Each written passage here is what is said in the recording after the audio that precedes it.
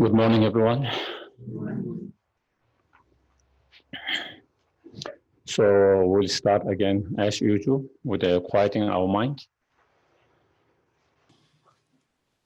So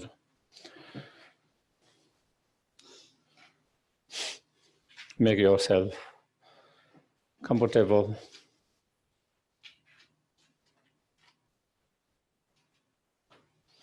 And try to relax as much as possible.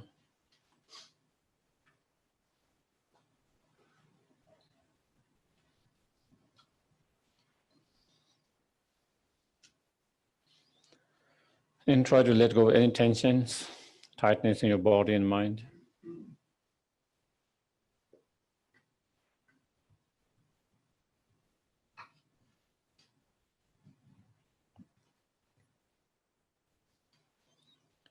And keep your awareness on the breath.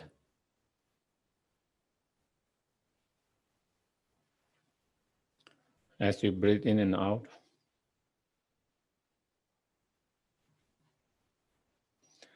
Observing and being aware.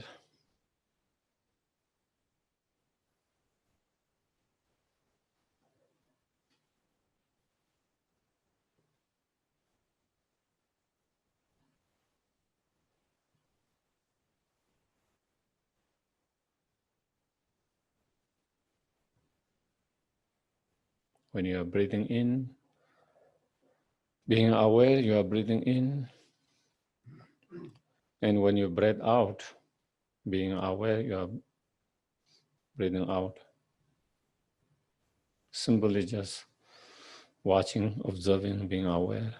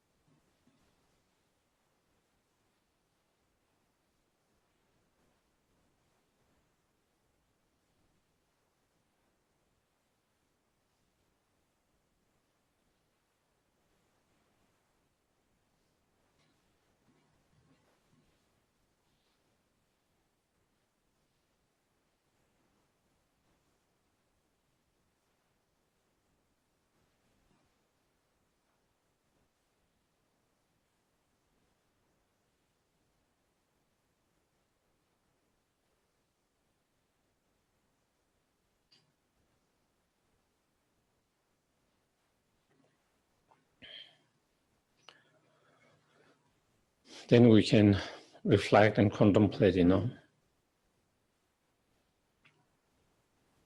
the importance of not only taking care of our physical well-being,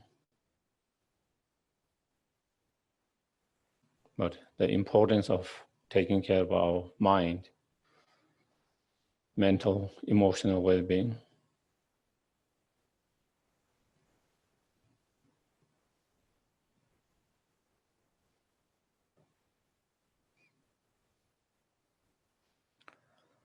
Most of the problem in our everyday life, and the most time, the problem is not something physical, it's more emotional, mental, our problem, our conflict.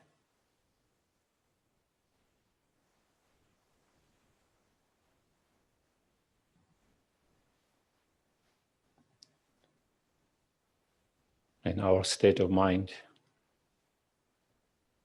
affect quality of our life anything more than external.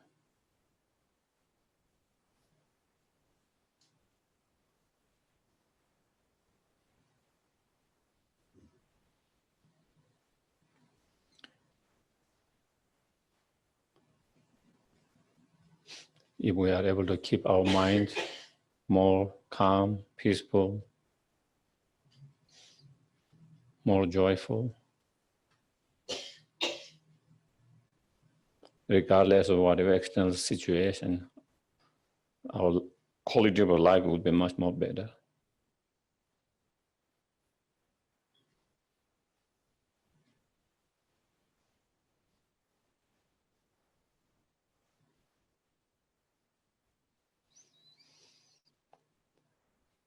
Not only that, our state of mind very much affect, also for our physical well-being as well.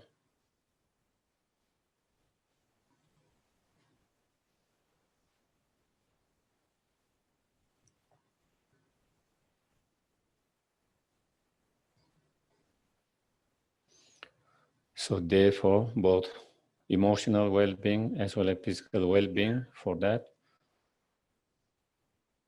we need to have more peaceful, calm mind.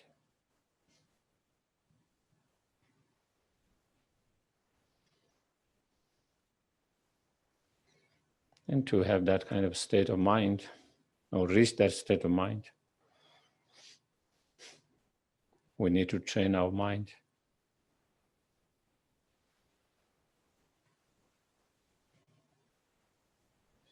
Through meditation, contemplations, practices.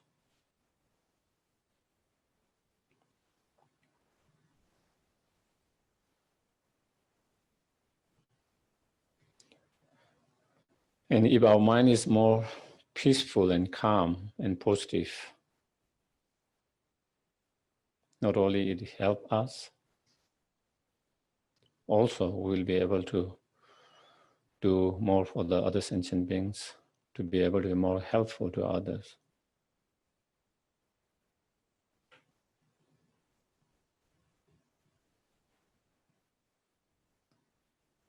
And also we'll do less damage and harm to others.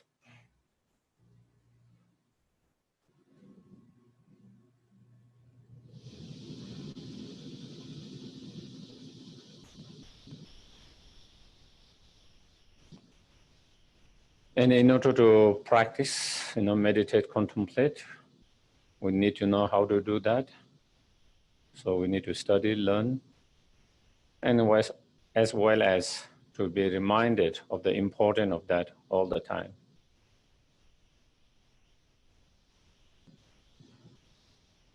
And that is why we are here. So we might be encouraged, inspired, reminded the importance of working with our mind, training our mind.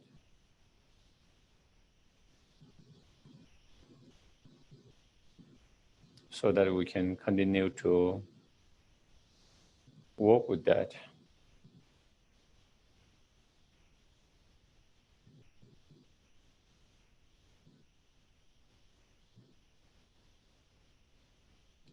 And may our act of coming here together with the good intentions, motivations, become cause and conditions to achieve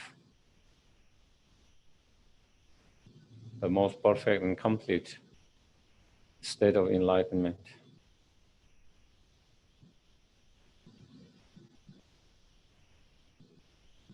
So that we can be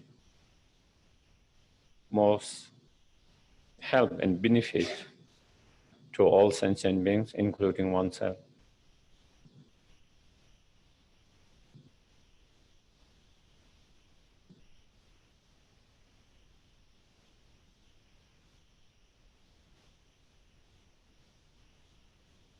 Okay. Page 73, we'll do the first verse once.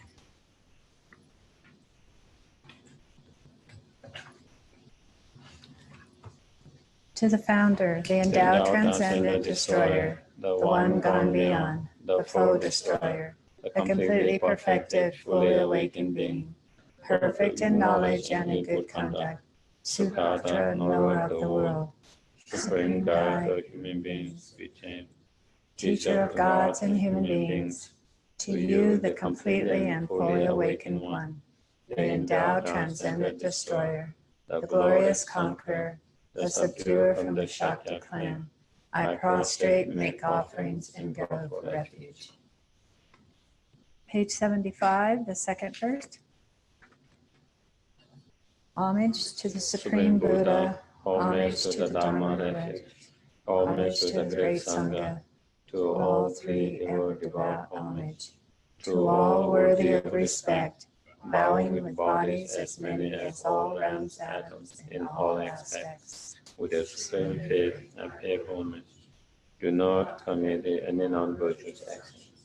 Perform only perfect virtuous actions. Subdue your mind thoroughly. This is the teaching of the Buddha. A star, a visual of creation, a flame of lamp, an illusion, a drop of dew, a bubble, a dream, a flash of lightning, a cloud. See conditioned things as such.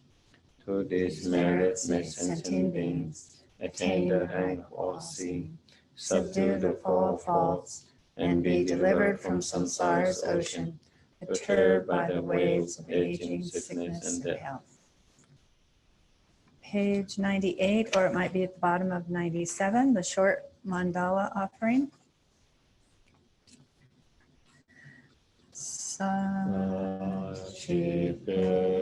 Sachipeki Chonshin Edo Tari Rali Shi Nide Gembadi Sangye Shindu Nide Owai Dokunam Tashela Shepasho Idam Guru Ratna Mandala Etayami. Refuge in bodhicitta, once in English, twice in Tibetan. I go for refuge until I'm enlightened, to the Buddha, the Dharma, and the Supreme Assembly. By the merits I create through listening to the Dharma, may I become a Buddha in order to benefit all sentient beings. Sangye Chodan Soki Chonan La Janju Bardu Dani Kapsuchi Dagi Chonem Gepe Sonamgi Drola Pencher Sangye Druparsho Sangye Chodan Soki Chonan La Janju Bardu Dani Kapsuchi Dagi Chonem Gepe Sonamgi Drola Pencher Sangye Druparsho. Kanje duje ne sone da duje bangbe je dambe ne tuje be godam de la cha cha.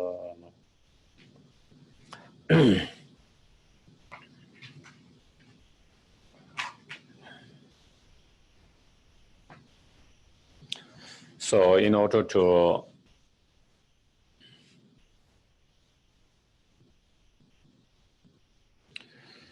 train our mind, and so that our mind can become more peaceful, so that our mind can become more quiet, calm, and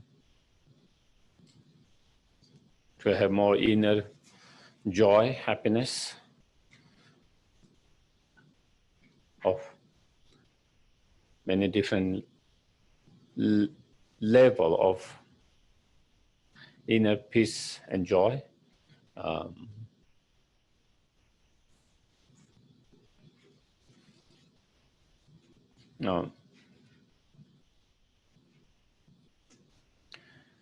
We have been going through certain practice that have been described, by this particular author in terms of with us 37 verses,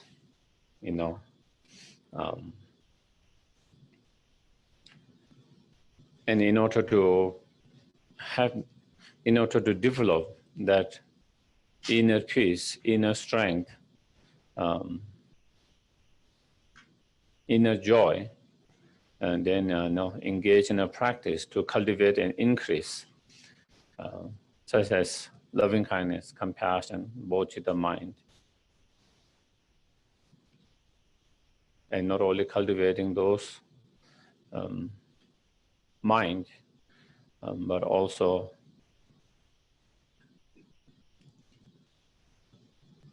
trying to engage into the practice, such as the practice of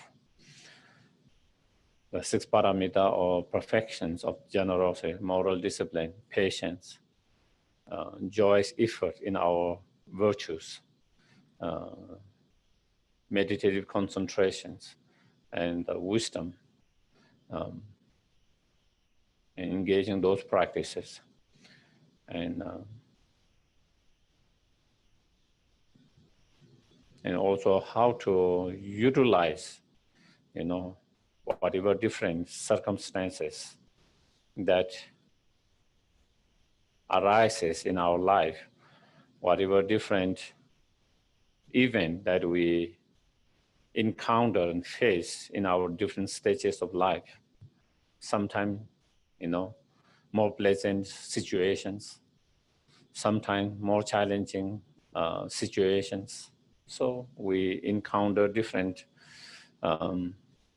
situations, circumstances in terms of our individual level or in our everyday life, in terms of bigger picture, in the whole world itself, the society that we live in. There are certain times when things are better. There are certain times when things are not so great. And so we go through those,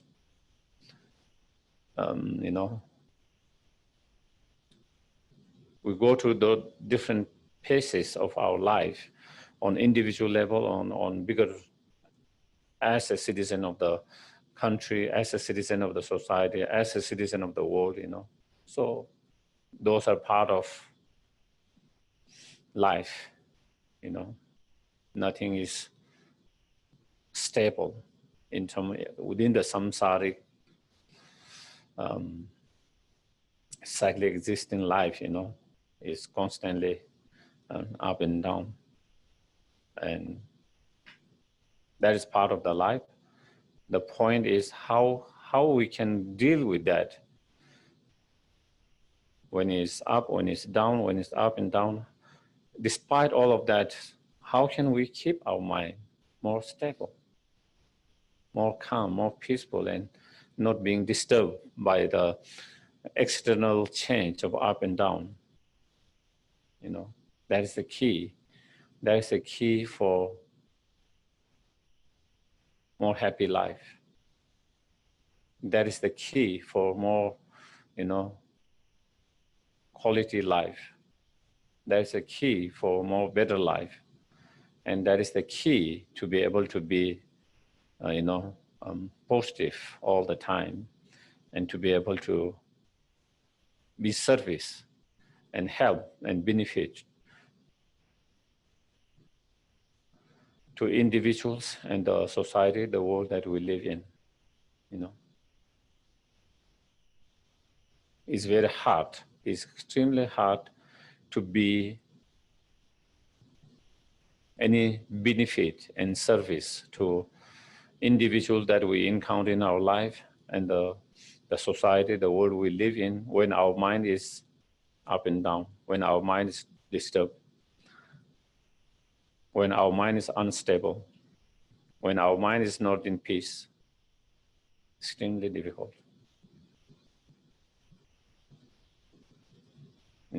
And so the author here have described how to utilize those up and down situations,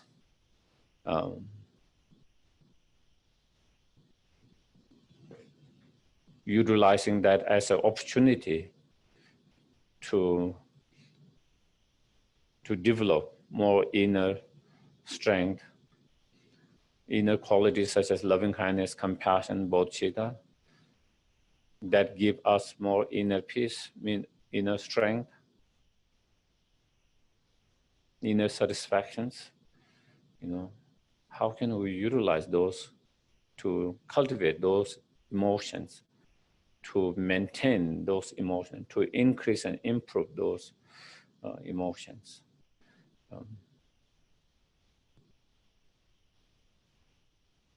And thereby not allowing our mind to be so negative.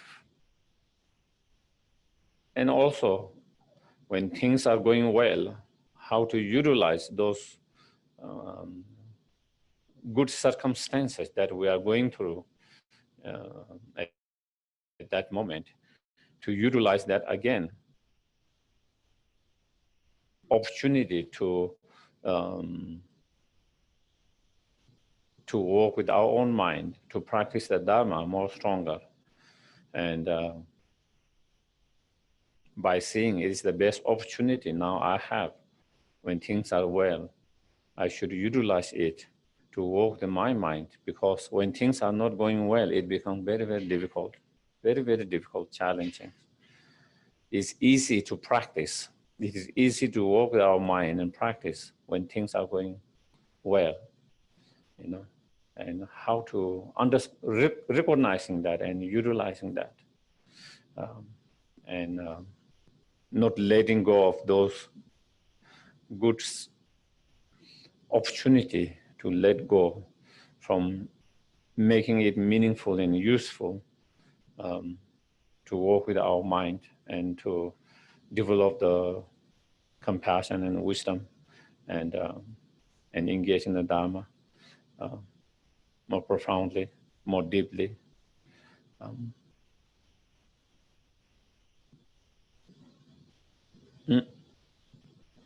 And so I think we have been going through verses, many verses, which we go through different verses, and when we are with different situations, when we are faced with those different situations, how to utilize that opportunity for our own spiritual growth, and make our mind more stronger,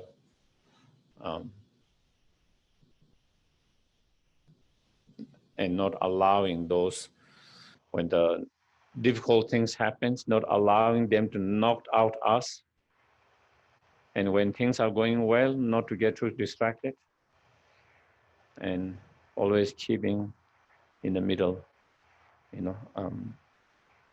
and so we are, I think,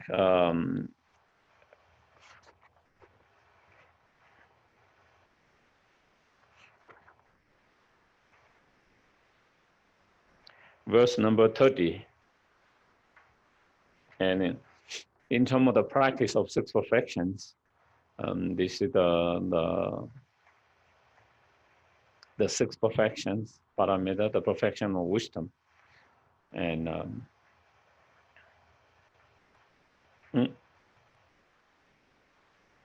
so training in the perfection of wisdom, since complete enlightenment cannot be attained by means of the previous five perfections that explain, the generosity, moral discipline, patience, joyous effort in virtues, and meditative concentrations, those five perfections, without the wisdom, is a practice of conquer children to cultivate the wisdom that possesses the method and does not conceptualize the three spheres. And it is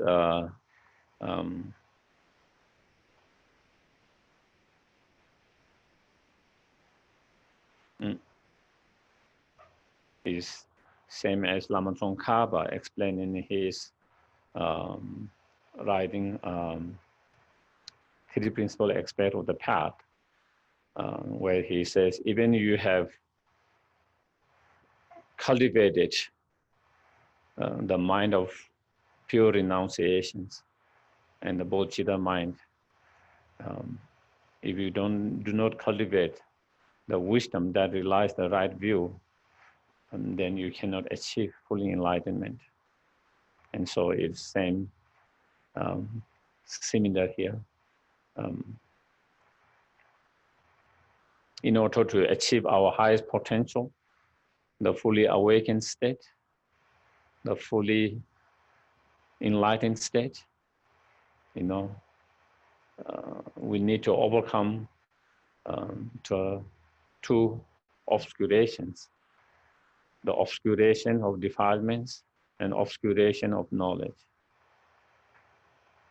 In order to overcome any of those obscurations, you need to have the wisdom that relies the reality, the ultimate truth. As we have mentioned, before, even though when we have cultivated such as loving kindness, compassion, the Bodhisattva mind, the method, patience, all of those qualities, definitely there's no doubt is going to change the quality of our life. There's no doubt it's going to make our life much more meaningful, peaceful, joyful. There's no doubt about that. Incredible benefit that those state of mind can bring in our life, as well as our actions, our behavior towards others, also how it brings an effect. But without the wisdom, still, will be kind of handicapped and limited in terms of our own full growth, in terms of being more beneficial to others.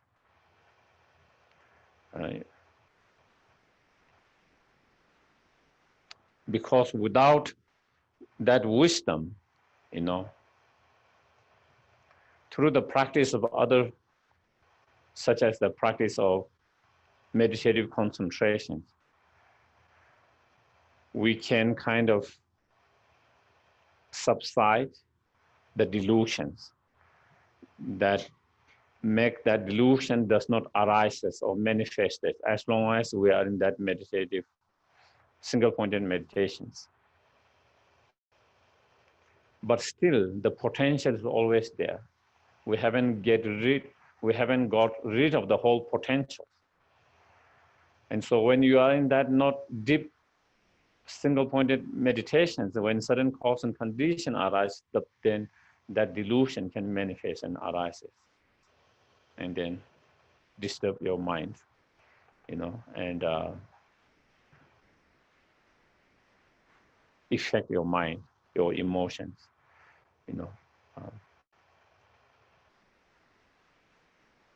and also through the practices such as loving kindness, compassion, bodhicitta, patience, definitely we can overcome many of shortcomings. Through patience, we overcome being impatient, and that helps a lot in our life and in dealing with others. Due to loving kindness, compassion, we will be able to kind of reduce the anger, hatred. We will be able to reduce the selfish attitudes.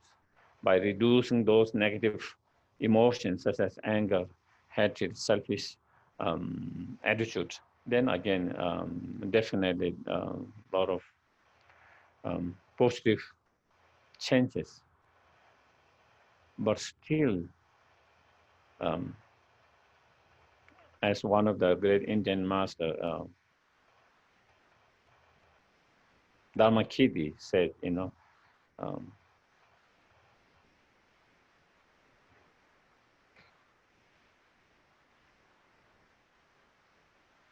the realization such as loving kindness and compassion cannot destroy and overcome the fundamental ignorance, because the loving kindness, compassion, and the fundamental ignorance of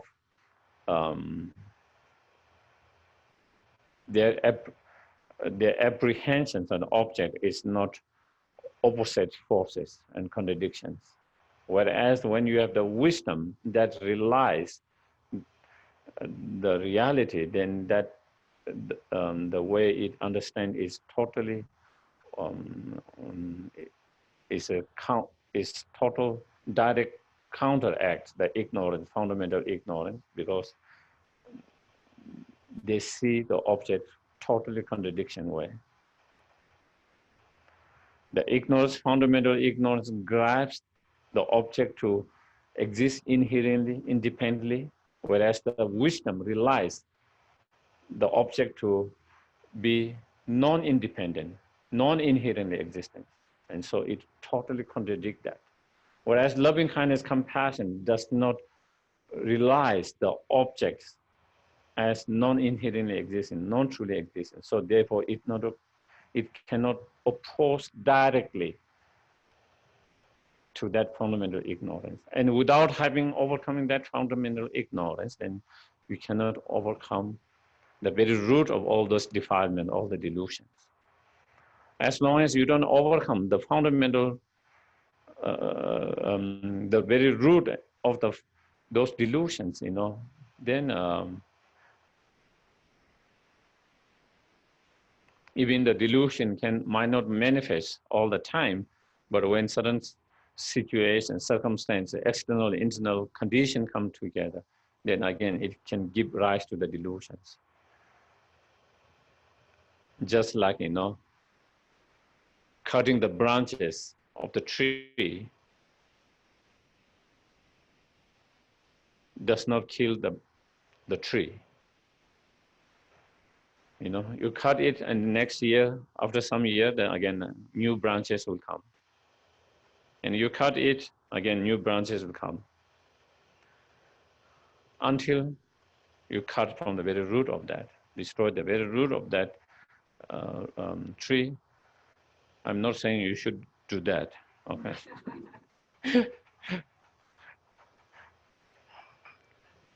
But when you cut the very root of that, then you don't have to trim the branches every year.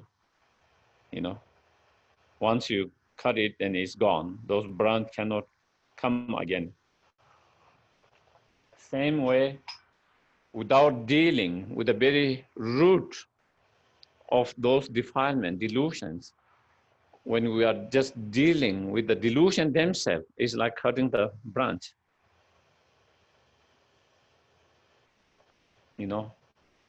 Until you go to the very root of those delusions. Once you go to the very root of delusion, and once you have taken care of the root of delusion, then those delusions cannot arise because there's no root for it to grow anymore.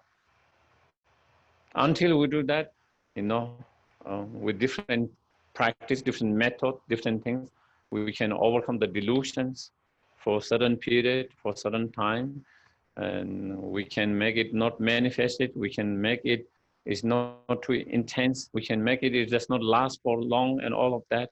But again, it will arise when cause condition comes.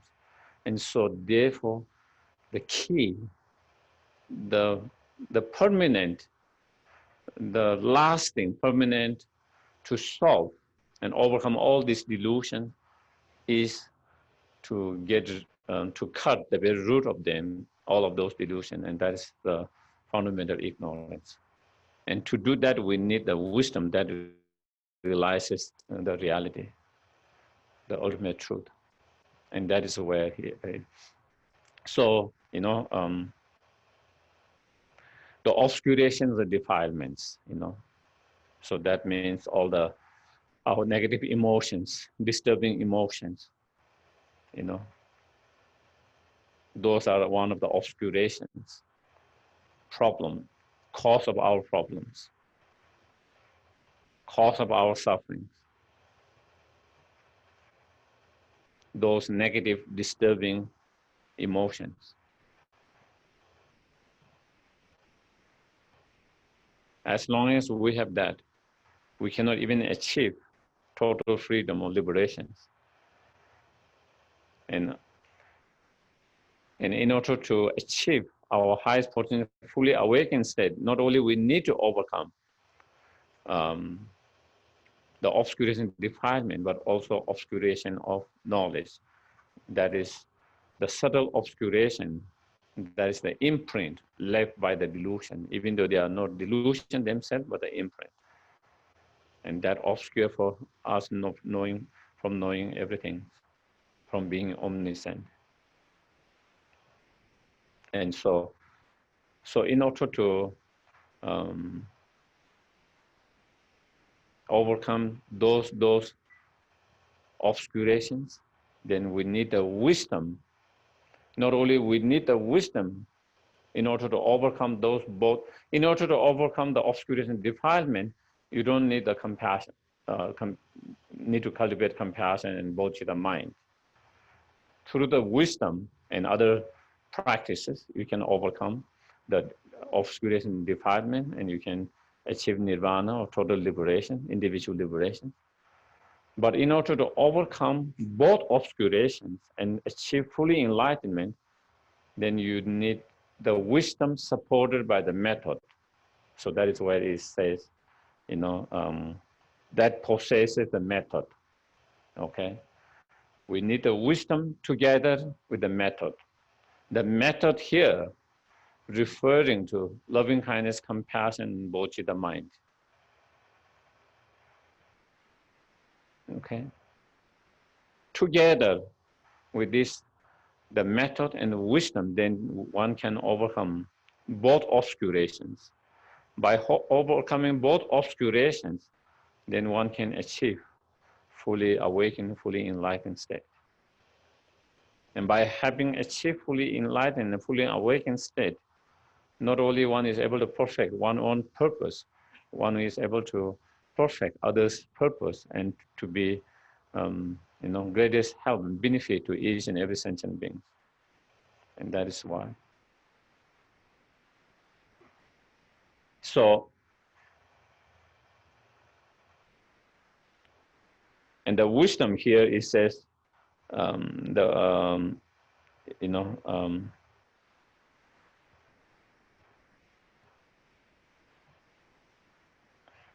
method and does not conceptualize the three spheres. And that means the wisdom that realizes the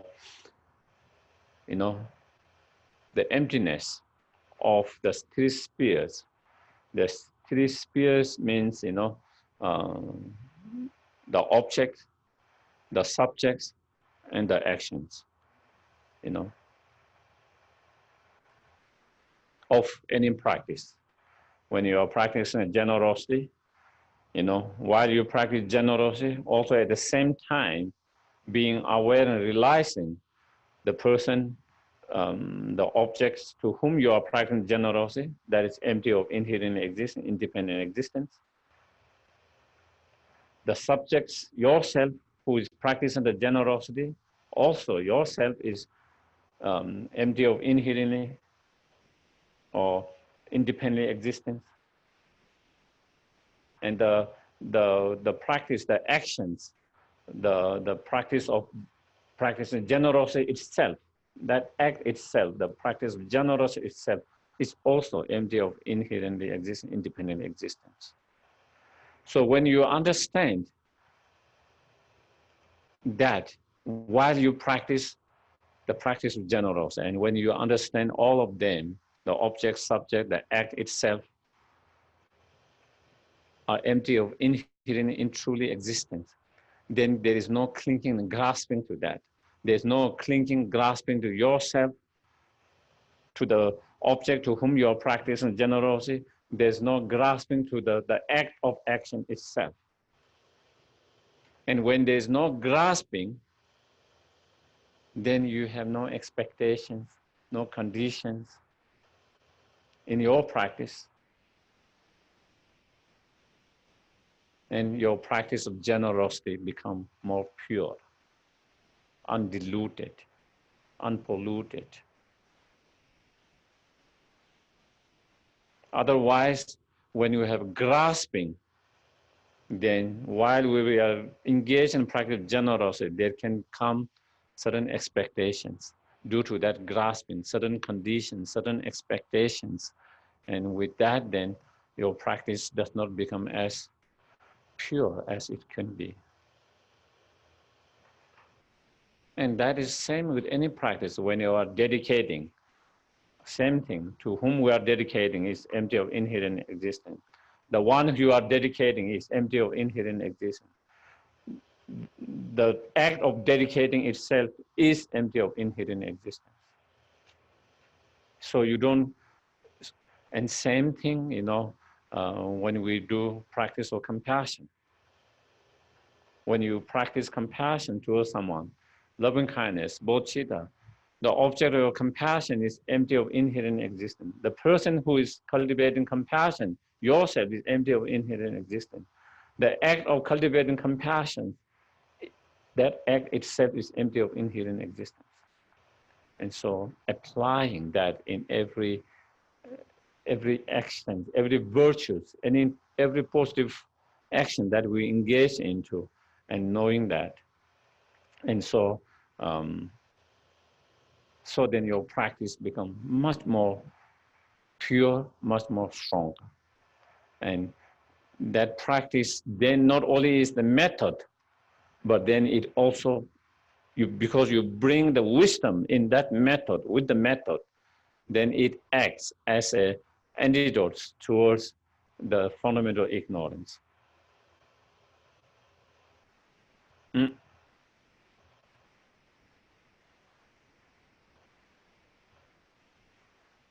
And so I think in terms of the, the wisdom that relies on the ultimate truth or reality, we kind of talk a lot during the weekend, during the retreat, We talk a lot about it. We discuss a lot about it. We did a lot of meditation on that. So I don't think I need to go too much again, repeat that too much again.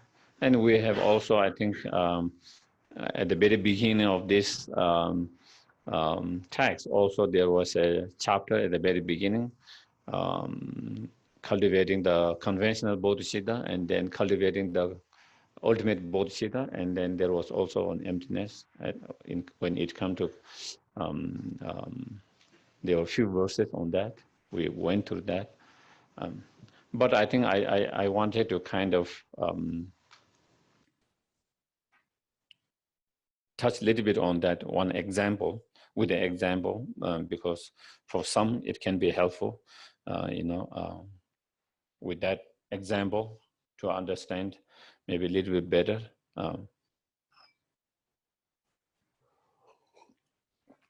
Because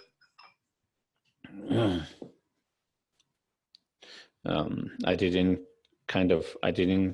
discuss about that example during the weekend or during the retreat.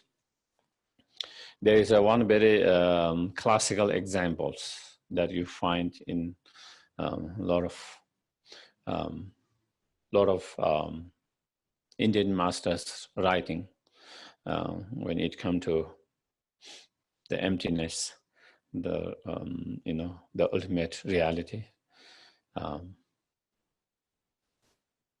and many of you have heard that example, and maybe some of you have not heard the example about a rope, and being mistaken for a snake.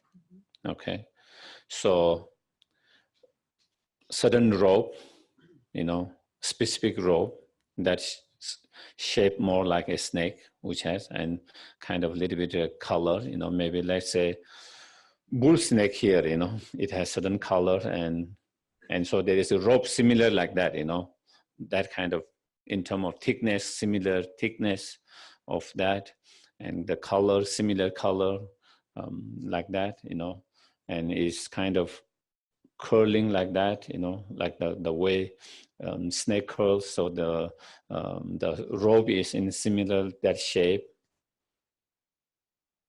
and then it's a little bit dark,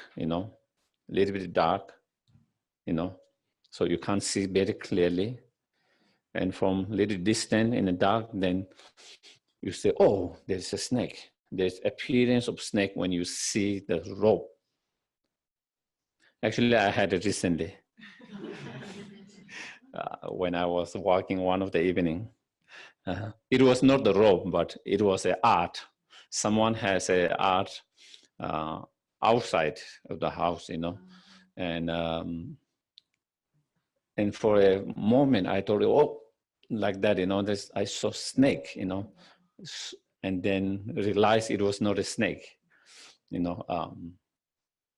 and realized not a snake. I think maybe it might have been a month ago or 3-4 weeks ago in one of my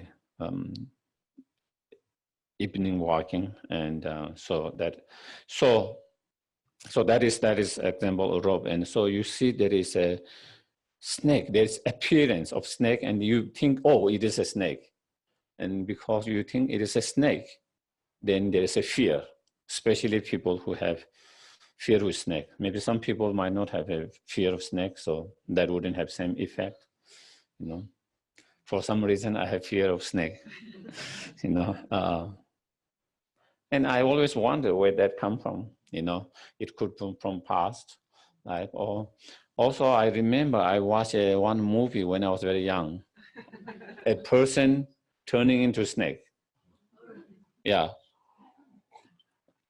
It is a movie, I think maybe I was 7, 8, maybe 9, 10, I don't know, somewhere there in the monastery, And at that time, so one of the Lama's student came and showed us a project with a projector, one movie about Mount Everest, and another movie about that snake.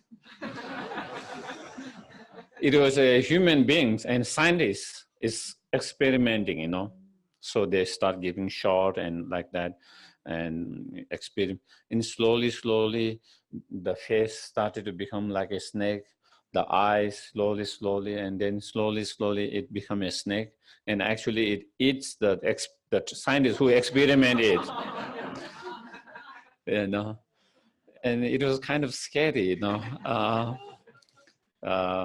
So that image is very strong in my mind, and I don't know. I think that there is something to do with that. And then there are a lot of Indian movies, Nagins, in Indian. There is the concept of Naga, like as in you find in Buddhist scripture also, and there are a lot of movie around about that, And again, they have a special ability. They can. Most time they are like snake, but not an ordinary snake, They have ability to transform into human beings and like that, So there are a lot of movies in the past. I think you hardly see those movies anymore, new movies, but in the old time there were a lot of movies about Nagins, and I guess maybe all of these kind of have some kind of imprint in my mind. And even sometimes when I know some of those snakes are not poisonous, still there is a fear to touch, Are not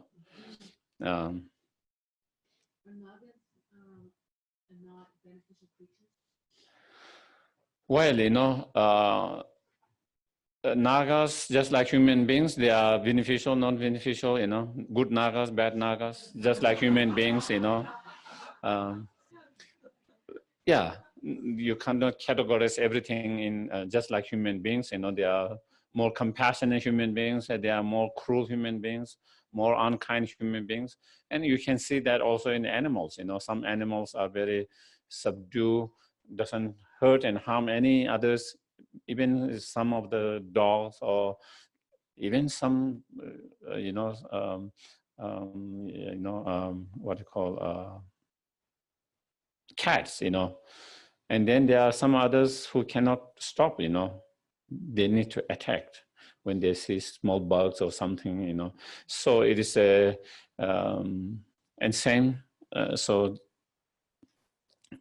Naga are part of animals, so therefore they also have different, some more kind, beneficial, and some more unkind, and more, so it can be.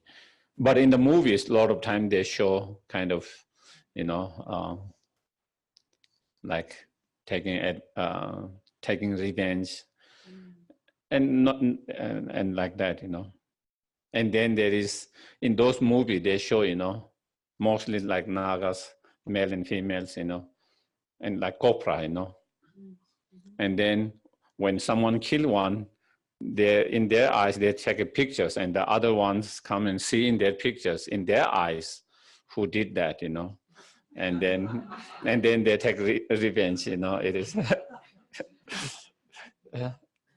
But also because cobras are very dangerous, and we grow up hearing about how dangerous the cobras are. So I think I have a lot of imprint of those snake being dangerous, and so I think maybe that is maybe still I guess maybe I have fear of that. So anyway, so we keep distracted again.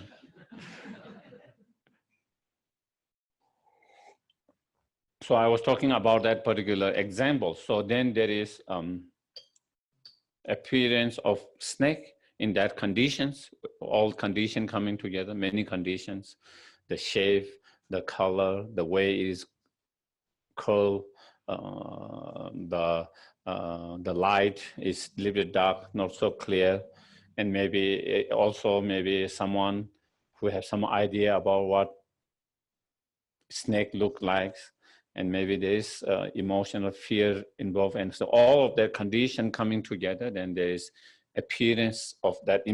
Suddenly there's appearance of snake, and then you think, oh, there is snake, and then fear arises, and so it affects you in that way. But if you analyze this, you know, if you analyze this, whether there's any snake in that, if you go deeper, if you go closer, you know, if you go closer to the object, and if you analyze this, whether there is any snake, whether in the shape of that, whether in color of that, you know, whether it is the each part of that, whether it's the collection of that, whether it's the snake in the collection of that, whether there is the snake in the continuum of that collection, continuum of that part. If you try to analyze, there's no snake at all in any of them. Any part of that collection, neither collection, neither part, any of them, there is no snake at all.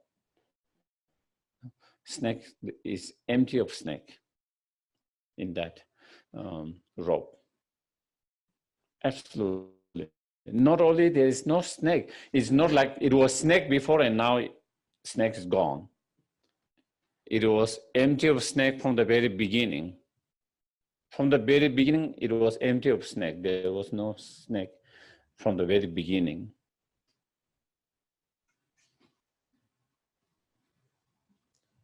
And so, but even though there is no snake and it is empty of snake, there's not even one smallest atom of snakeness in any part of collections or continuity of that. There's nothing. But due to many cause and condition coming, there's appearance of snake and there's grasping of snake, and due to that, it affects you. In my cases, fear arises, okay? There's no snake, it's empty of snake, but even though it's empty of snake, due to many cause and condition coming together, then there's appearance of snake, there's grasping of snake, and due to that, there is emotions, it affects in a negative way, such as fear, suffering, pain. And so therefore, you know, due to many causes and conditions, it appeared and affected you in some way, but is totally empty of that snake. While it is empty of snake, but at the same time, due to many causes and conditions, there's appearance, and due to that, then there's grasping, and due to that, there is it affects the persons. So appearance and emptiness, same time. Do you get it? Same time, there is the empty of snake. At the same time, due to many cause conditions, there is appearance of that, and it affect, in this case, a negative way, fear. So there is a union of empty and appearance. Do you get it? There is union together, coexisting, empty and the appearance.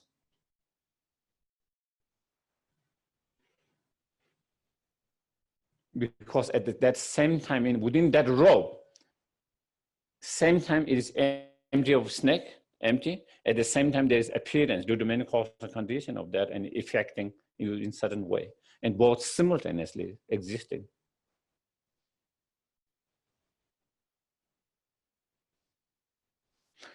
So it's the same, all phenomena,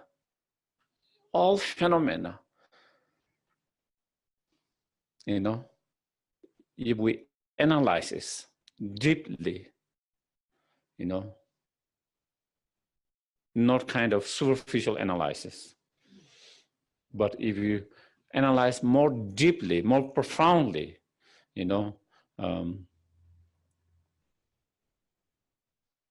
then there is nothing that exists inherently independently from objective side. There's nothing that exists, even just like snake in the rope, there's not even a slightest of atom that exists inherently independently, by its own power from the objective side. It's empty of that. Within all objects, all phenomena, they all are empty of inherently, independently, and existing by its own power without depending on others from objective side. Empty of that. And that empty is not something that it was not before, and when you analyze it, then it becomes empty. Just like a rope. It has always been, from the beginning of lifetime, the nature of all phenomena has been empty of inherently existing, empty of independently existing, empty of existing by its own power from objective side without depending on other factors, conditions. While it is empty of all of that, but then due to many causes and conditions coming together, there's appearance of those objects. There's appearance of those objects due to many causes and conditions coming together. And due to those appearance, then, we grasp in certain way. And due to that, then it affects us in certain way. Sometimes positive, sometimes negative. Sometimes it leads us to be, it gives us, painful experience, and sometimes it's more joyful experience, depending on what appearance is and conditions of that appearance. That,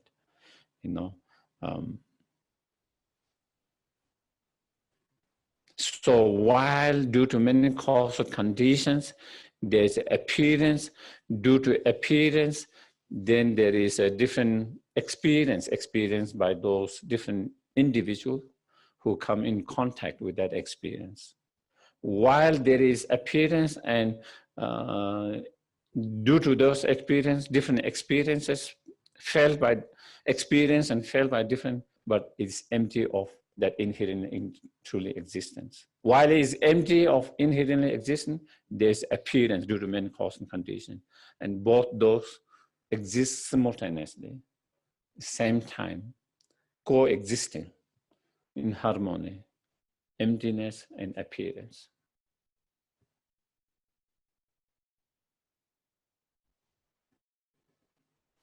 And so that is the union, the harmony, the union of empty and appearance. And if we understand the union of that, then as we mentioned during the weekend retreat, then you don't fall into any of the extremes. Because because you see emptiness in that object, you don't have the extreme of permanent or grasping truly existence. Because you see the appearance and effect of that effect, of effects, then you don't fall into the extreme of nihilism. Because you see, due to certain cause and condition coming together, there's appearance. Due to appearance, then the individual who experienced that appearance affected in certain way. You see that at the same time you see emptiness. You see emptiness at the same time you see that functioning, that both simultaneously, same time. And when you are able to see that, when you are able to realize that, not separately, but simultaneously at the same time, then we don't fall into any of the extremes.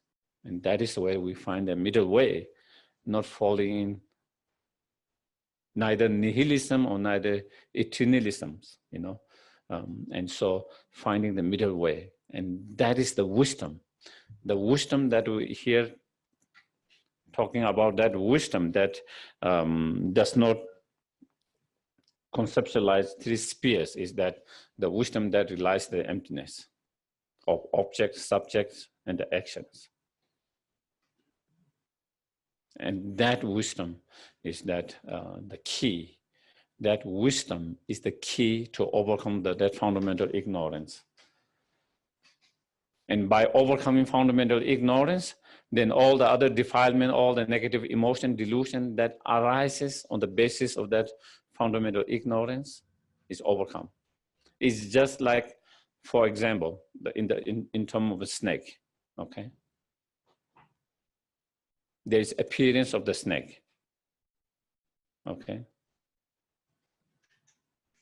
But then if you don't grasp, if you don't believe the appearance, if you do not grasp the appearance, and if you don't believe and think it is the snake, even though there is appearance, then it wouldn't lead you to the fear. Do you get it? Then there's appearance, and then, oh, there is snake. So there's grasping of this being a snake. As it appeared, and there is grasping, oh, that is snake. The moment you grasp that to be snake, then that leads to the fear.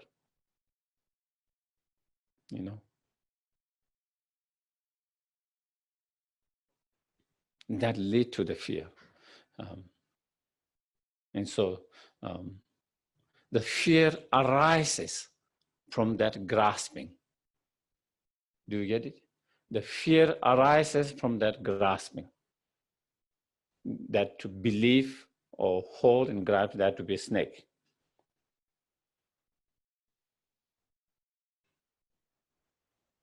Or if not only fear, if someone has a very strong,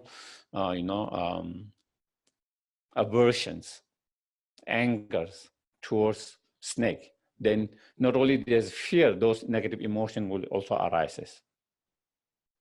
Whatever anger, whatever aversion you might have, those also negative emotion will arise on the basis that your mind started to believe and grasp that to be. But when there's no grasp, when there's no more of that grasping, there's no fear, there is no aversion to the snake in that moment, there is no anger and hatred towards the snake, whatever negative emotion we might have in this. And that is the fundamental ignorance, is that, like the grasping of the snake, the rope to be snake. So there is appearance of objects to our mind as inherently truly existence. That is one step.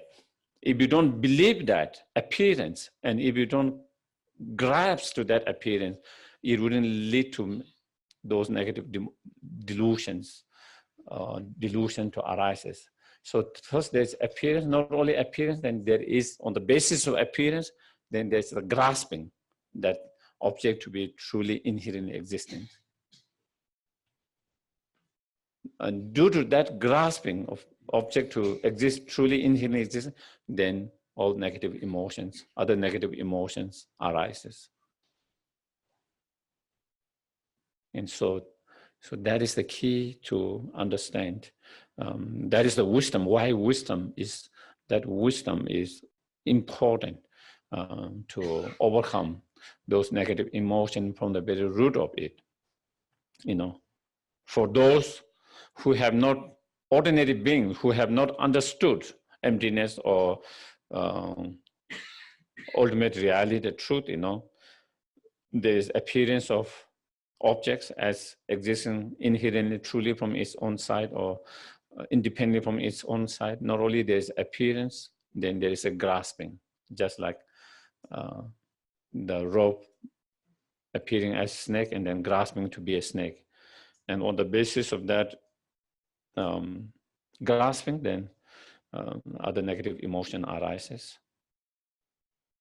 Whereas those, you know, who have realized the emptiness, you know, those who have realized the emptiness or ultimate truth, there is appearance, but there is no grasping. Because they know it's like that. Now if I go to the same neighborhood where I went, now I know when I see it, I wouldn't believe that to be not. Now I know that was just an art. With my analysis being close enough to see it and not. So even when I go, maybe even though sometimes if I'm not mindful, maybe again, it might seem like a snake, but then immediately I know it is not snake. So therefore there is appearance, but there is not grasping of that. And no grasping, then I don't need to go through the fear. So those who have realized emptiness, but still not fully enlightened, then there is the appearance, but there is no grasping. And that appearance is the subtle obscurations. That appearance is the obscurations of the knowledge that obscure from someone being, you know, omniscient, fully enlightened. And when you become fully enlightened, then there is no more appearance. Not only there is no grasping, there is no even appearance of that.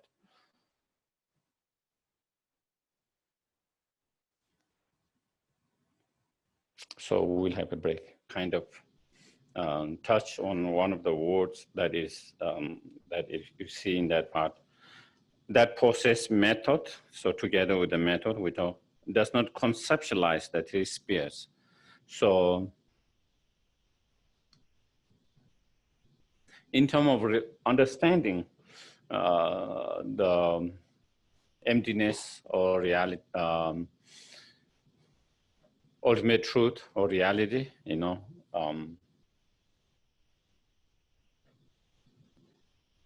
first, at the very beginning, through studying, learning, we have an intellectual understanding, okay? Intellectual understanding of what emptiness means, what ultimate truth, reality means, you know. First, there is intellectual understanding through studies, learning. But that is not enough. Intellectual understanding cannot act as an antidote to the delusion itself, by itself. So after intellectual understanding, you have to go beyond intellectual understanding through meditation practice, you know.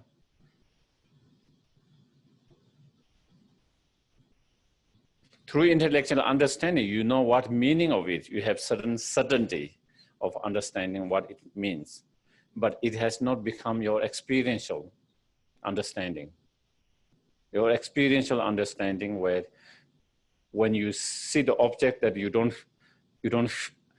feel that it is empty of inherent existence. You don't feel that way. It is here, it is not here. When we analyze, we feel, oh, it is not empty of inherently independent existence. But when you see object, immediately again, there is appearance of inherently truly existing, and there is not really appearance, there's grasping of that. And so that is because we don't have, even though we might have intellectual understanding, we do not have the experiential understanding. So to go from intellectual understanding to experiential understanding, and the way to do that is meditations. The method to kind of make the step is the meditations. Repeating the meditation again and again and again, you know, slowly, then you really, without any more kind of thinkings and analysis and thought, then you really started to feel that way whenever you come in contact with any objects, experience, whatever. But at the very beginning, even though it is experiential understanding, but still it is with the concept. Still is a concept because you are using analysis, you know. Analysis why it is not inherently existing, why is not independently existing, you know. We are using in our meditations the tools we use to have that realization is still with the thought, analyzing. So you have a experiential understanding, realization, but it is with the concept. And then slowly, you have to go beyond the concept. Experiential understanding without the concept, without any more of those same analysis with your concept. And so, and when you, through being able to go through that, and when you have direct realizations of emptiness, direct realization without any kind of concept to analyze, that is the direct antidotes towards the delusions. Before that is also antidote, but it's not exactly direct antidotes. It acts as an antidote and it will reduce the delusion. It will have effect in your mind with your delusion, but in terms of being direct realization, direct antidote is that the wisdom that realizes emptiness or ultimate truth directly. And so that is where it is saying, does not conceptualize, you know, so to reach slowly. That is what we call, here is talking, the wisdom that realizes emptiness directly, that has been supported by the method, is the ultimate bodhicitta. And so that is the ultimate bodhicitta. The ultimate bodhicitta is the wisdom that realizes emptiness directly, that has been supported by a company or supported by the method, the bodhicitta. That is the ultimate bodhicitta. And so here talking about cultivating the ultimate bodhicitta.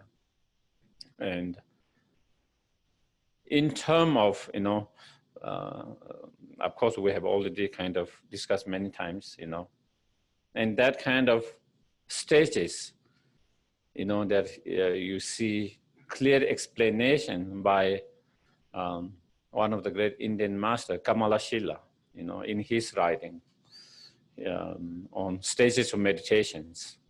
He have wrote compose the stages of meditation, first, second, third, you know, beginning, middle, and end, three. And in that he very clearly explained the gradual stages of progress, the wisdom realizing emptiness, first coming through study, that is more intellectual, and then wisdom that realizes emptiness through reflections, that you have contemplated, thought about the words that you have learned conceptually, and then the wisdom that realizes emptiness through meditations. And within that, then the wisdom realizing emptiness, within the meditation session, then there are many different stages. First with conceptual, and then less and less concept, and then eventually without any concept directly, So when we talk about path, in terms of the path, in first two paths, there is realization and emptiness, but it's still with concept. And in the path of seeing, the third path, that's when you have direct realizations. Path of accumulation, path of preparation, you have experiential understanding of emptiness, but it still is with the concept. But of course, from here is more concept, and then there's less and less concept, and become less and less dualistic, as you progress with meditations. And then eventually when you have direct realization without any dualistic view, non-dualistic direct realization of emptiness. And that is the direct antidote of the delusions and fundamental ignorance. So that is where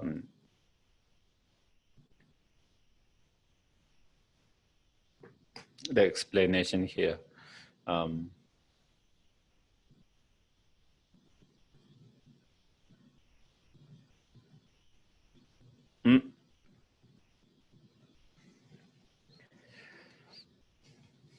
So I think, I don't know, does anyone has any questions to ask? Yes, please. So I was thinking it might be beneficial to take the snake analogy further. Because as we know, snakes can bite you and kill you. And then I would think that what the realization would be that death is emptiness, that they say. And so you still wouldn't have no fear because you have the understanding of what death is. And that would eliminate your adverse reaction to getting hit and dying. Yeah, I mean, there could be many different meditations in dealing with that, as you said, impermanent, that impermanent can help of that. But also realization, emptiness of snake itself, in that cases, there's a fear. So we are not talking about the rope, now we are talking about real snake, okay? There's a real snake, and due to that, there's fear. There's a fear, the emotions, and there's a person, me, who is experiencing the emotion, the fear. If someone realizes, the snake is empty of inherently existence, the fear itself is empty of inherent existence, I myself is empty of inherent existence, then there's no fear. Of course, someone will be more cautious, careful, there will be all of that, so you don't get beaten by that, but there is no fear of that. So just doesn't mean, because there is no fear, it doesn't mean you will be careless and that. And so therefore, and as I was talking during the, one of the reasons in that case, fear arises because I have a strong self-grasping, When I don't have that strong self-grasping, then I don't have that fear. But when I have that so strong self-grasping, and there is a so strong grasping of that snake to be, existing its own side and all of that, and so there is more fear. And so therefore, when you realize emptiness and selflessness, then you don't have same level of the strong grasping of the self. When you don't have that strong grasping of the self, then you don't have the same level of fear. Yeah. Yes. I'm wondering if this Is that antidote basically monitoring your perception, not believing your feelings.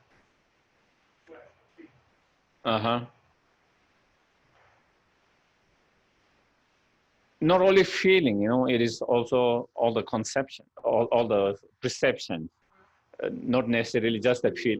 Yeah, our opinion, our perceptions, our thoughts, whatever there is certain, when we come in contact with objects, whether it's a external object or whether internal object, whether we are coming in contact with our sense consciousness or mental consciousness, whatever, whenever we come in contact with any object, there's appearance of that object as inherently truly in that existence. And so, and then there is a belief of that. And so reminding ourselves that there is the appearance of that, but that is not how it exists.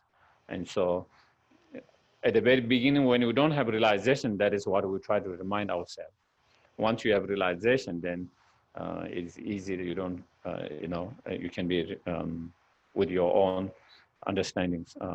So definitely there is definitely not buying to the perception, to the appearance. At the moment, we buy to the appearance without really analyzing, and even on that, there could be, we are talking here on that level. Of course, even in that, there can be many levels of appearance and many levels of misperception, misperceiving about the situations, the objects on many different levels, but here, this one is more, very subtle level of that we are talking about.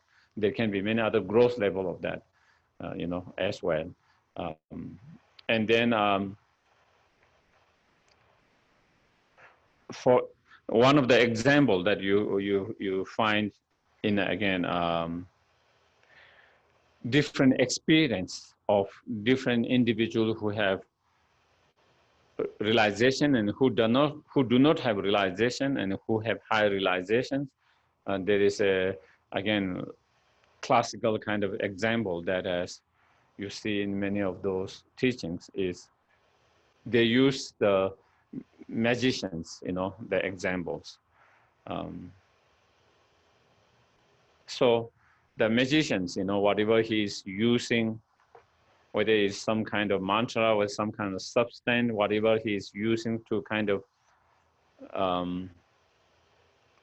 deceive the audience, whatever trick he or she is using to kind of deceive the audience, whatever the substance, trick, whatever he or she is doing, So someone, who is very new to that kind of play of magicians, and who doesn't know about magic and all of that. When the magician create some kind of, let's say, bird from out of the bowl, out of bowl, recite something, and then the birds comes out of that bowl, birds fly out of that bowl. And someone who is totally new to that, they believe that he created a bird from that.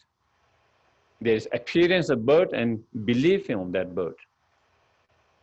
That is the ordinary beings who have not have realization emptiness. There is appearance and we believe the appearance totally. Then the magician himself, also to him, according to the example, he has the also appearance of that bird flying, but he doesn't believe that because he knows it's a trick. He's doing some trick. So there is appearance, but there's no grasping. And then someone who come later, who have not been, in those examples, who have not been influenced by the substance, whatever substance, the magic, mantra, whatever then neither they have the appearance, neither they have the grasping. Or later, someone who will come later. And same way, ordinary beings who does not realize emptiness is like the first who have both appearance and grasping. Then those who have realization and emptiness, but who are not fully enlightened now, there is the appearance, there is no grasping. And then when you become fully enlightenment, there is no grasping, neither appearance. And so that is kind of, and so, so when you have both appearance and grasping, you have strong emotions. When you don't, even there is appearance, when you don't have grasping, then there is less stronger emotions in dealing with that. And when you don't have appearance of any appearance and grasping, then you don't have that kind of same level of negative emotion involved at all. And I think that is, so I think, again, if that can be any help of that example. Yes, Leslie.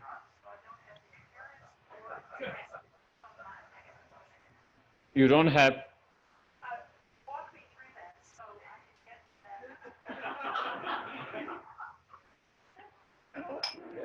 When you become enlightened, then you will not have appearance. So you have to wait. You have to work on that. How to get there?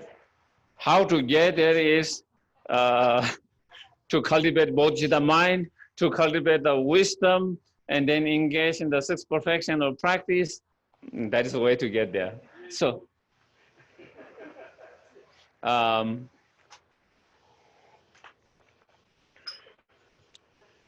again, also to realize there's,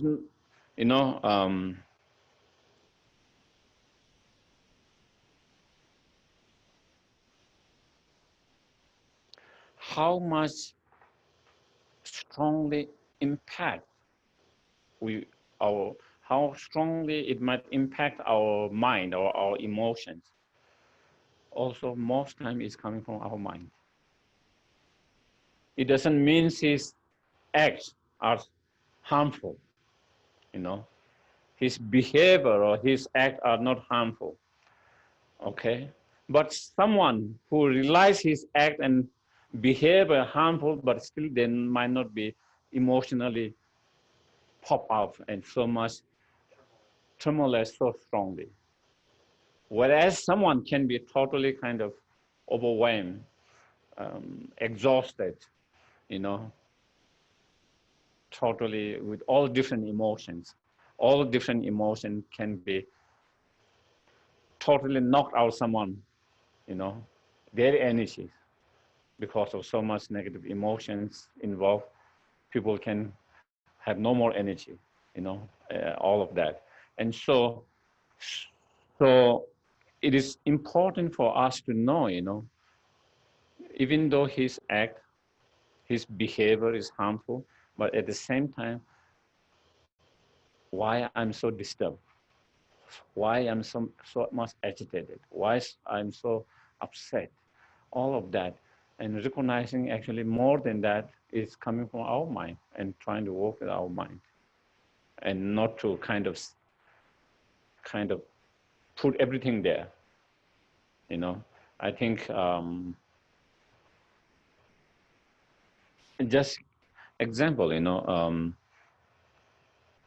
someone like Dalai Lama, he recognized his behavior, his actions are harmful, but he doesn't get in that kind of emotional turmoil the way. And because of that, he is able to see more objectively.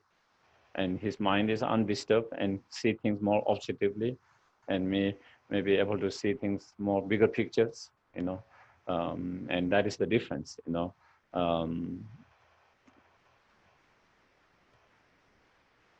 yeah, I mean, he made it clear, when he, in one of those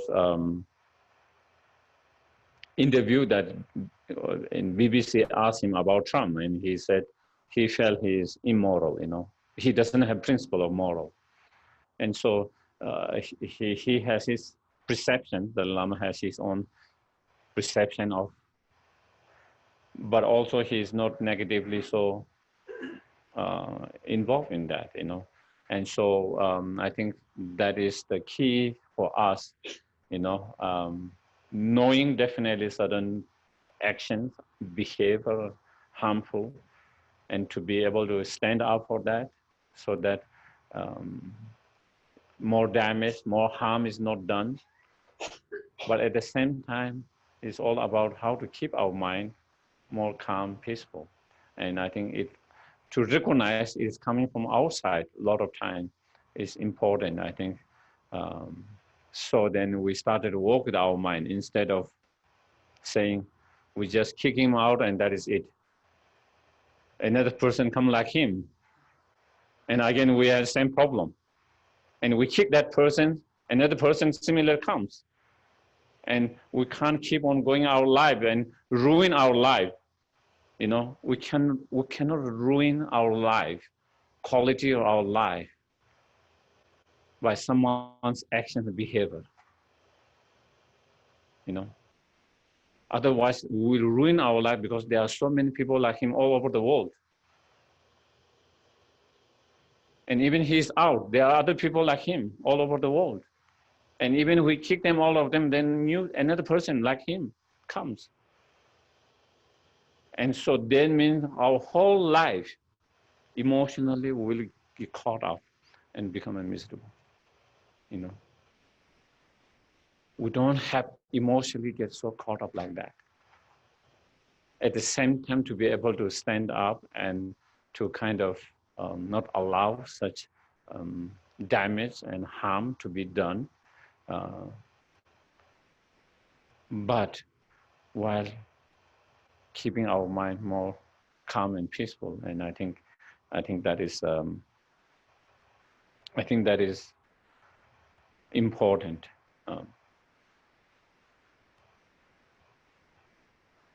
Otherwise, you know, there's no end to our suffering and pain of those emotions, you know.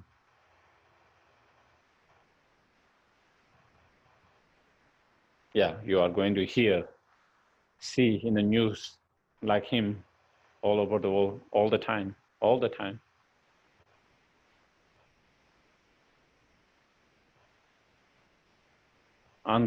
Until everyone become enlightened, more enlightened, you know. There is Friday is enlightened day. Okay. I think I will wait for 2 more days. Sunday. I want to hear what your experience, and if your experience is good, then maybe I might want to follow that. Friday was for everybody. Mm-hmm.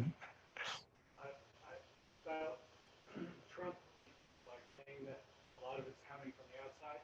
I see the issue of Trump as sort of the ultimate wedge issue to keep the populace divided, because he does have a strong, large backing, and on the other hand, so it's a real polarization. It's being created. Mm-hmm. People are being manipulated to have these very strong opposing emotions. Yes. Yeah, I think there is no doubt about that. You know, and a lot of people who are attached to power. That is how they want to keep their power. You know, divide and not only this country, that kind of been used throughout the history, continue to use all over the world, every part of the world. When someone gets so attached to their power, and one way of them strategy is them to divide and rule, you know, and we shouldn't get caught up in that, and then they are successful in their planning and strategy, because the way to keep them power is divided. If it is united, there would not be if the whole country, whole world is united, they will not be able to do that. But when there is so much divisions, that is why they are able to do that. And I think so. We don't want to get what you call scum. Yeah. Not scam. I was thinking what another word. Not skunk. Not a scam. It's SU scum. Succumb. Yeah, succumb. You know, We don't want to get scum into their big design, you know. At the moment we are being that, we are playing to their big design because we are becoming very divided, you know. What is the seduce? Yeah.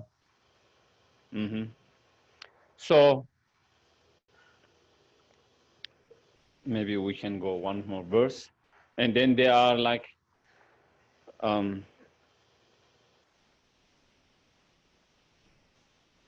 4 kind of practice, 4 practice to abandon certain behavior, certain actions, that is described in some of the sutras. So, you know, for especially for specific that he's describing with the 4 verses that come in some of the sutras. So he's taking from there some. If one does not examine one's own mistake, it is possible to what is not dharma with a form of dharma practitioner. You know, it's so true. Therefore, it's a practice of concrete children to continually examine and then abandon their own mistake. You know, so I think the dharma, as it always says, you know, should be used as like a mirror. We should use the dharma as like a mirror to, just like you use the mirror to see the reflections of your face in the mirror, and then whatever there's problem, you can work with that, you know, clear whatever, to get better. In the same way, we should use the dharma mirror to look in our own mistake, our own fault, our own shortcoming, our own weakness, so that we can continue to transform and change and trying to become better, overcome the weakness, overcome the faults, overcome the mistakes, overcome the defects. At the moment, we show the mirror always outside. You know, we never show the mirror to ourselves. It's always outside. And that is the problem. Everyone's blaming each other. No one is willing to take responsibility. You know, no one is taking responsibility. Politically, individually, each party is blaming each other. None party is willing to take responsibility. When something, a new government comes, there's problem, they blame the previous government. And that is part of it, like every part of the world. It's very hard to find any government official coming and say, oh, this is the mess we created, you know. Saying this is the mess we created and we want to fix it. Every government, every official come is the mess the previous government created and we're trying to fix it. And it's going to take a long time because they have messed up so badly.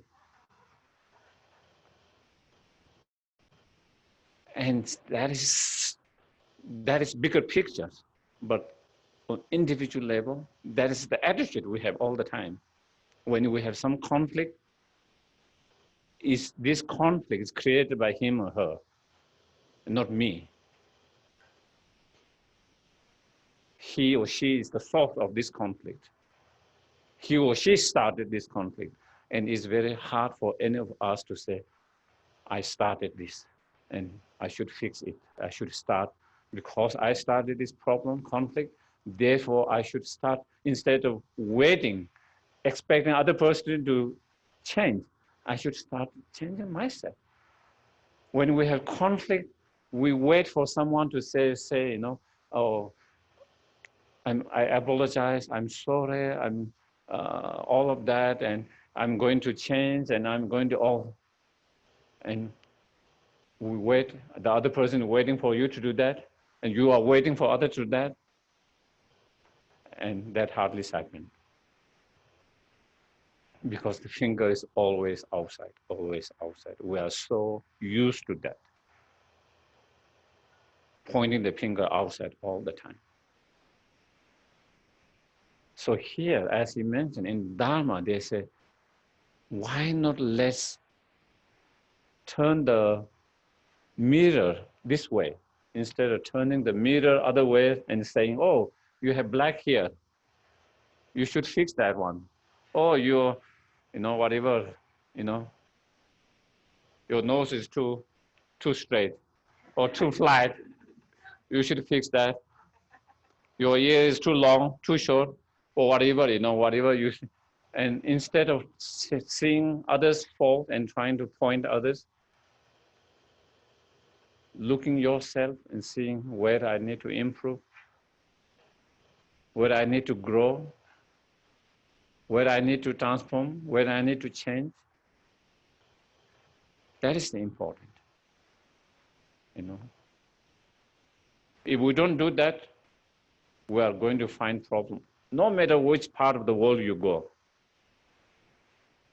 no matter what organizations that you go, no matter what kind of partner you have, you're always going to find problem there.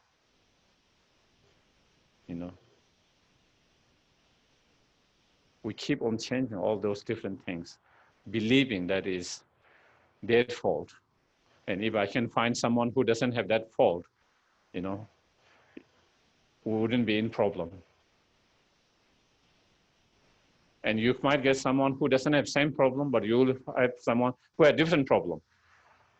And you always see it because of your mirror, and you hardly see your own problem. And therefore, when we don't see our own problem, we never work with ourselves to grow. And then we always expect others to change, not ourselves. We always expect others to change and not ourselves. That is how it's not going to work that way. If there need to be changes, if there need to be improved, it has to be from both sides. And to have both sides, from our side, we have to start. We can hope others will change, others will think differently, have different attitude, have different perception, but that's not something we can have control, but something that yourself, that we have, that we can do that. We can start doing that. And to do that, you need that mirror. If we don't have that mirror, we don't see our own defect and the need to improve, need to work on that,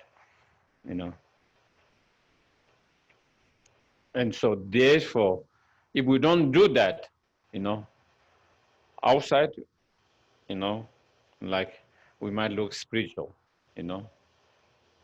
especially like myself, who has a monk, who not only spiritual, with this robe represent the monk who are supposed to be more spiritual, and then with this title of geshes and teachers, even more kind of, there is more expectations of what. But even with that, if I don't examine myself, externally I might seem very spiritual. Internally, I might be the most unspiritual person in the world. And that, when that becomes, that is the worst thing that could happen. Externally, it looks spiritual. Everyone started to believe you. Everyone started to kind of, trust you. Everyone started to that. But internally, you might be the most unspiritual. And that is the most sad thing that could happen. That is the worst thing that could happen. And in order not to happen that, we have to look inside, examine ourselves, our thoughts, our mind all the time. Because people wouldn't know our thoughts. They can only see your external behavior. They can't see your thoughts, your mind. But you yourself can see your mind, your thoughts. And the best way to examine is yourself. And therefore, in one of the others, the 7-point mind training, it says the best witness is yourself of your own progress, your own spiritual path, your own state of mind, and so therefore, if we don't do that, we can notice someone's fault, even the very subtle, small problem. We can notice that easily. It doesn't have to be a big problem, big fault. Even the slightly very tiny, sometimes almost insignificant fault, we see that immediately. We're aware of that. Our own defect, our own fault, even though it's huge, we can't see that. We can't see that. Our fault might be as big as Mount Everest. We can't see that. And someone's fault might be a small hills here, and we see very obviously, very clearly, obviously, where they need to work on, We very clearly see and notice, oh, they need to work on that one,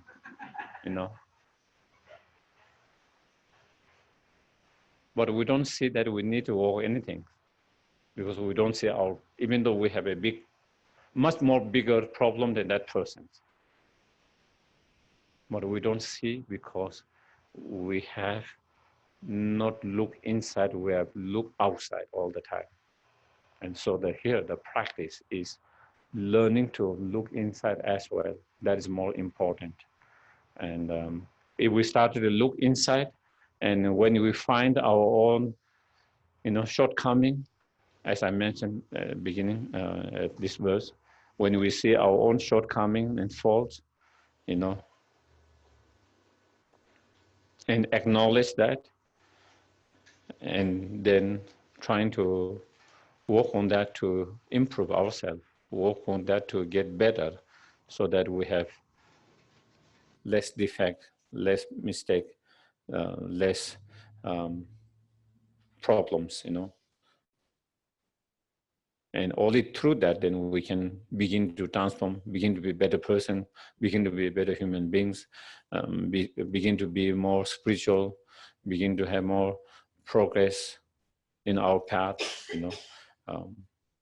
And so I think that's the key. Yeah, and especially,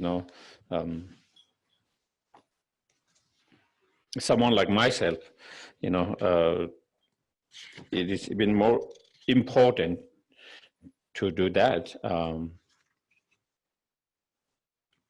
Yeah. And it's the same, we as being a Dharma practitioner, we also have more responsibility than those who does not have any spiritual path, Other who doesn't have spiritual path might be looking at us and think, oh, they are so spiritual. But inside, maybe we might be more rotten than them,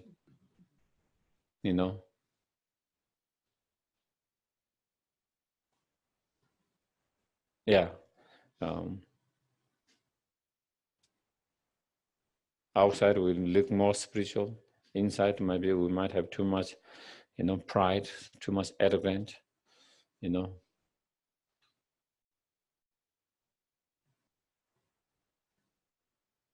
On the other side, someone who seems very unspiritual externally, but who might be much more spiritual, much more kind, much more humble, humility, all of that qualities, which is supposed to be more coming from the spiritual point of view.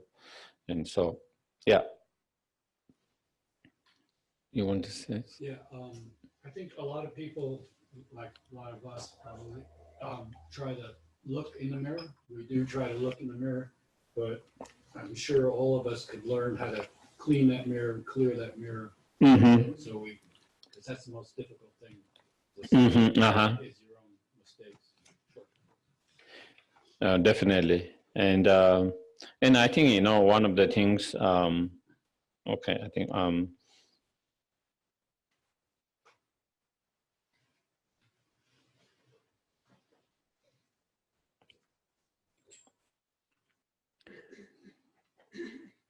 so, okay, let's do the dedications.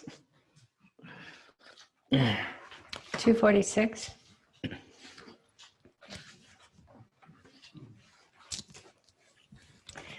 May all beings everywhere, Plagued by the sufferings in body and mind, obtain an ocean of happiness and joy by virtues of my merits. May no living creature suffer, commit evil, or ever fall ill. May no one be afraid or belittled, with the mind weighed down by depression. May the blind see forms, and the deaf hear sounds. May those whose bodies are worn with toil be restored on finding repose. May the naked find clothing, the hungry find food. May the thirsty find water and delicious drinks. May the poor find wealth, those weak with sorrow find joy. May the forlorn find hope, constant happiness and prosperity. May there be timely rains and bountiful harvests. May all medicines be effective, and wholesome prayers bear fruit. May all who are sick and ill quickly be free from their ailments. Whatever disease they are in the world, may they never occur again. May the frightened cease to be afraid, those bound be freed. May the powerless find power, and may people think of benefiting each other, for as long as space remains, or as long as sentient beings remain. Until then, may I too remain, to dispel the miseries of the world. 245, prayer for the long life of His Holiness the Dalai Lama. The wish-granting, wish-fulfilling jewel, source of every single benefit and happiness in this world, to incomparably kind Tenzin Gyatso, I beseech, may all wishes be spontaneously fulfilled. And the short, long life prayer for Lama Zopa Rinpoche. Tsu chan shin chan kun jawe, en zin jom bewe kun su to pon ze. Sho son ko le mo tu tu. Da so do jen Quando Thubten. Thank you. Have a wonderful day. Thank you. Thank you.